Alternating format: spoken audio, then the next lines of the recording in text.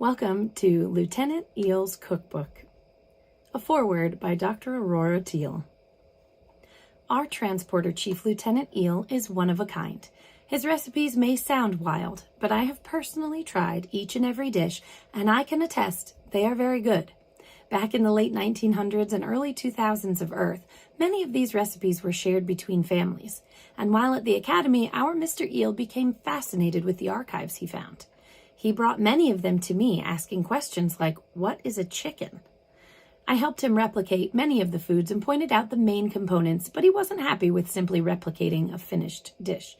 He wanted to make it from scratch. He wanted the chance to get it wrong or very right. This collection of recipes represents some of the most popular on the ship, as well as a few recipes shared from crew members like myself, who have a small amount of cooking or baking ability as well. We were all happy to help Lieutenant Eele with this project, and we hope you enjoy eating like the crew of the Starship Tempest. Introduction. Hello all, it's me, Lieutenant Eele of the Starship Tempest. While some of you may be quite shocked at this project, I assure you I did not work on it during my shifts. Much. Okay, that's a lie. I worked on it on some of my shifts, because do you know what else there is to do in the transporter room when no one is going anyplace? Bloody well nothing, that's what. So I started thinking up things I was going to cook later. And then sometimes things would work out and taste nice, and sometimes they didn't. So I started writing down what worked and what didn't. And then I thought, maybe I should write this all in some kind of book that others could have. You know, people who don't just use the replicator for everything. And here we are. I'm not sure what else should go in a cookbook introduction. Frankly, I don't guess this will be like some cookbooks out in the galaxy. I'd like to give you the stories that go with my recipes. You can skip all that if you're like, ew, I don't bloody care what you was doing on a random star date and what exploded in your quarters. You can skip right past the story and get to the things to mix together to make this taste nice part, love. But in case you're curious about the whole tale, I'd like to tell it. So get your data pad and a cup of tea and settle in to learn the stuff I've learned, mostly thanks to being bored and curious. Our first recipe is pot roast.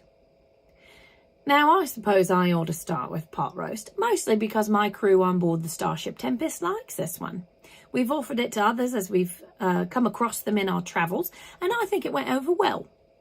The first thing one must know about pot roast is that the main ingredient is an animal. That may seem downright, it's hard to read your own writing. That may seem downright cruel to some, but I assure you it's a delicious and unfeeling creature. It's called a boss taurus on most planets, but the hilarious name cow on Earth. I've been calling random crew members cows since I heard that. Spilled your tea, you cow.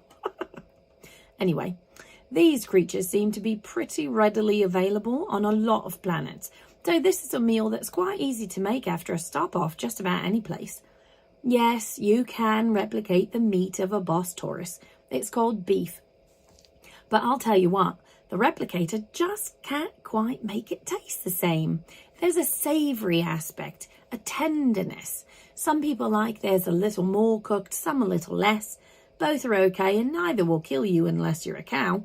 Though the ones who like it almost black seem to think that any remaining pink will be the death of them.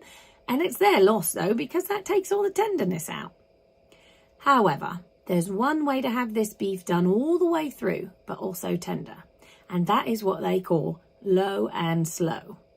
If you have a good cut of cow and cook it at low temperature for a longer time, it can retain some juiciness and still be tender and good. I am by no means an expert, but I found some fantastic advice in old Earth cookbooks. I wanted to make something that would be a real showstopper, something Captain Maddox and the bridge crew would be really impressed with. I took advice from some apparently famous Earth females. Someone's named Betty Crocker and the Pioneer Woman, very mysterious, and then I tried some of my own ideas. I will tell you, adding Bajoran ale makes it a little spicy, but overall is not bad.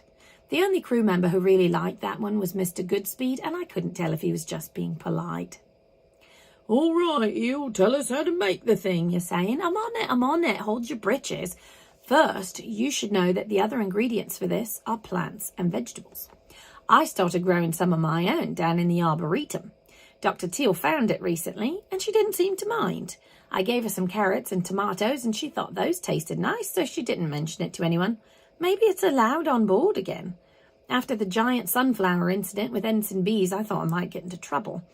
Anyhow, you'll need carrots and potatoes, and those are vegetables. You'll also want some spices and seasonings. Those can either be grown and plants that you then chop the ends off of and cut up and eat, or you can just replicate the spices because they're more or less the same. A basil is a basil, I've found. I guess it's time. Let's put this first recipe down. Eel's pot roast recipe. Ingredients. 1 boneless Boss Taurus roast. This can be a chuck, rump, arm, shoulder or blade roast cut of cow. About 3 to 4 pounds. 5 or 6 medium-sized carrots cut into pieces, you can choose how big, or 12 baby ones. 10 or 11 small potatoes, leave whole, or 6 large ones, cut them into quarters after cooking.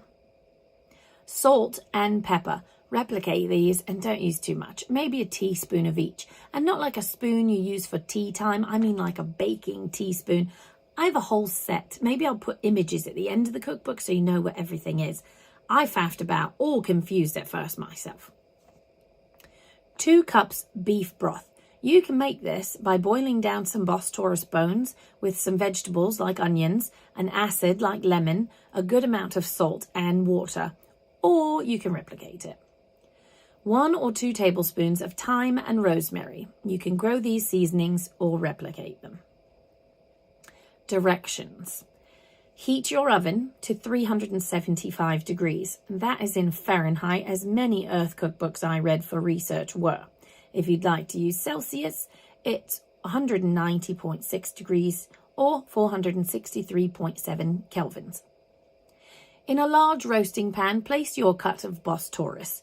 Pour the 2 cups of beef broth into the pan all round and even on top of the meat. Put it into the oven uncovered and cook it for about an hour, about 60 minutes. Remove it from the oven and arrange your carrots and potatoes in the areas not full of cow. Sprinkle the whole lot with thyme, rosemary, pepper and salt. Cover the lot, put it back in the oven for 2 more hours, about 120 minutes. Then you can use a large fork and a knife to cut the center open and see if it's tender or a bit tough. If it feels tough, you can add some more broth, cover it, and give it another 20 minutes before you check it again. You ideally want the meat to kind of fall apart when you even approach it with a fork. This isn't a dish you ought to work at to enjoy. It cooks a long time in its own juices so that it's all tender and tastes nice without a lot of work cutting and such. Not to mention, it's chock-a-block with flavour. When you serve this, I've learned people don't like to hear about the cow itself or any of that. I assume that's why it's called pot roast, after the container and the cooking method, not slowly cooked Boss Taurus. I think the latter informs you better about what you're getting into, but that's just my opinion. When serving, put some of the meat, a few carrots, and at least 1 potato in each bowl. You can also use flour to turn the broth into a thicker thing called gravy. But I made one once that resembled green algae paste, so I've just gone with the broth as a nice thin juice to coat everything with. You can also serve this with something called egg noodles, which were not as entertaining as I had hoped and do not involve an egg cracking open to reveal noodles. However, they taste nice with the pot roast. You can replicate raw egg noodles and then boil them in some water until they're hot and soft. Don't boil them too long though, or again, green algae paste. Cooking is tricky. Tune in next time for the next episode of Lieutenant Eel's Cookbook. There will be episodes? Oh, I don't know. I thought this went well. And you promised me I could do a dessert, sugar. Oh, Ensign Doe, I didn't see you come in. Maybe we should ask the captain before making more plans? Right, sure thing. Anyway, thanks for listening. We'll see you out there.